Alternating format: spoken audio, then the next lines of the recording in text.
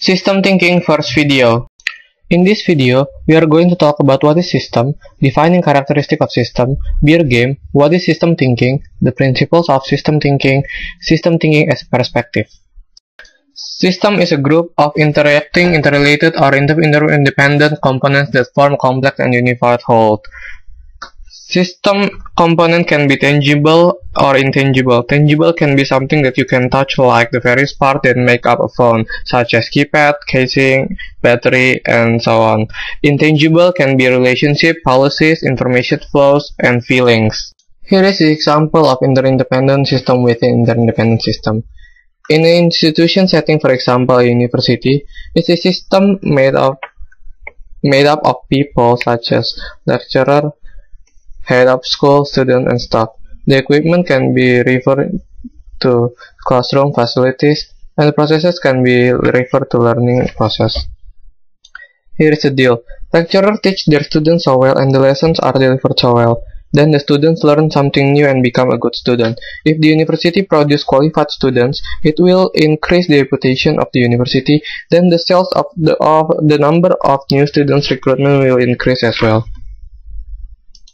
Defining characteristic of system. 1. System's part must be all present for the system to carry out its purpose optimally.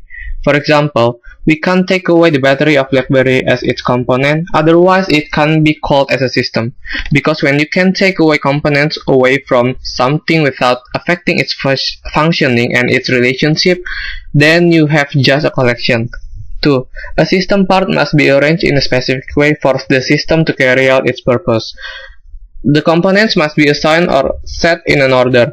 In the class, the students can sit in any arrangement because it won't change anything. But a system, for example, the security staff, can't suddenly work as the cleaning service. 3. System has specific purposes within larger system. All systems have a specific purpose in relationship to larger system in which they are embedded. You can't force two or more systems together and get a new single and larger system. 4. Systems maintain their stability through fluctuation and adjustment. A system seeks to maintain their stability. Students do their best to maintain a GPA of 3.0 or above to take master track program. Systems achieve this stability through the interaction, feedback, and adjustment that continually circulate among the system parts and between the system and its environment. 5. The system has feedback. It's a transmission and return of information.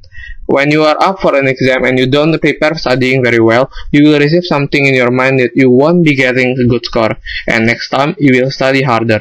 The most important feature of feedback is that it provides the catalyst for a change in behavior. Beer game is a game which shows if systems components are interacting, interrelated, and interdependent in order to reach its purpose. The objective of the game is to minimize the expenses of producing beer by estimating number of orders wisely. System thinking is the process of understanding how things influence one another within a whole. Why is system thinking valuable? It's because it can help us design smart, enduring solutions to problems. In its simplest sense, system thinking gives us a more accurate picture of reality, so that we can work with a system's natural forces in order to achieve the result we desire. It also encourages us to think about problems and solutions with an eye toward the long view.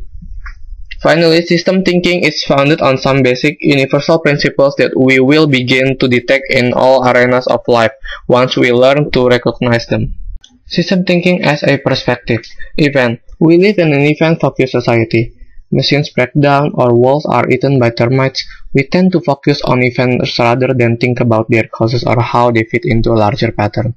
By focusing on events, you can only react to each new event rather than anticipate and shape them. Moreover, the solutions designed at the event level tend to be a short-term solution.